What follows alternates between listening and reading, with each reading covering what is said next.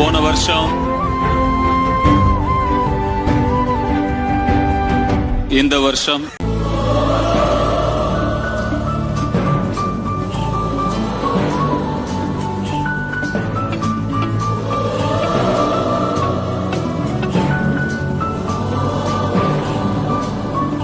Super சிங்கரில் ஜானுக்கு கிடைச்ச மிகப்பெரிய ஃபேனான நம்ம மித்ரா அவங்க மட்டும் இல்லை, அவங்க ஃபேமிலியை என்டையர்லி அவங்க டோட்டலாக ஜான் கூட சேர்ந்து எல்லா இடங்களுக்கும் போகிறதாகட்டும், அவரை ட்ராப் பண்ணுறதாகட்டும், எல்லா ஃபங்க்ஷன் போகிறதா இருந்தாலும் இவங்களும் சேர்ந்து எல்லாமே ஃபேமிலி ஃப்ரெண்ட்ஸ் ஆகிட்டாங்க. கிட்டத்தட்ட ஒரே ஃபேமிலி மாதிரி தான் இருக்காங்க.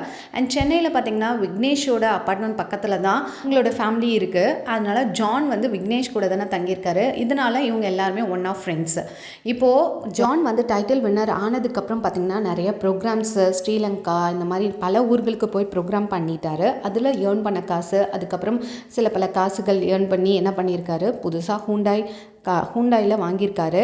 அண்ட் ஆகஸ்ட் 15 வந்து டெலிவரி எடுத்திருக்காரு காரை. ஆக்சுவலி பார்த்தீங்கன்னா ஜானுக்கு கார் ஓட்டுறதுனா ரொம்ப பிடிக்குமா. அண்ட் கோபி, அதாவது அந்த பொண்ணு குழந்தையோட அப்பா பேர் வந்து கோபி, அவருடைய காரை நிறைய தடவை ஜான் ஓட்டியிருக்காரு.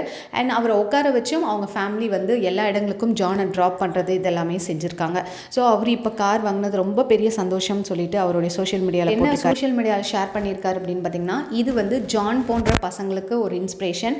ஒரு பேக்ரவுண்ட், அதாவது பண தட்டுப்பாடு உள்ள ஒரு பேக்ரவுண்ட்லேருந்து வந்து ஒரு ஆர்டினரி மேனாக வந்து இவ்வளோ தூரம் சாதிச்சு காட்டி இந்த யங் ஏஜில் அவருடைய கனவை வந்து அவர் நிறைவேற்றியிருக்காரு அப்படின்றது ஒரு பெரிய விஷயம். இது ஒரு இன்ஸ்பிரேஷன். எல்லாருமே வந்து நீங்கள் ட்ரை பண்ணிங்கன்னா வாழ்க்கையில் இதே மாதிரி ஜெயிக்கலாம் அப்படின்ற மாதிரி கோட்ஸும் கொடுத்துருக்காரு. உண்மையாலுமே பார்க்குறதுக்கு ரொம்ப ஹாப்பியாக இருக்குது. நம்ம கார் வாங்குகிற சந்தோஷம் மாதிரியே இருக்குது ஜான் வாங்குறதை பார்த்தா. ஏன்னா அவர் அந்த தெருவில் நடந்து போனால் யாருனே தெரியாது அப்படின்ற மாதிரி.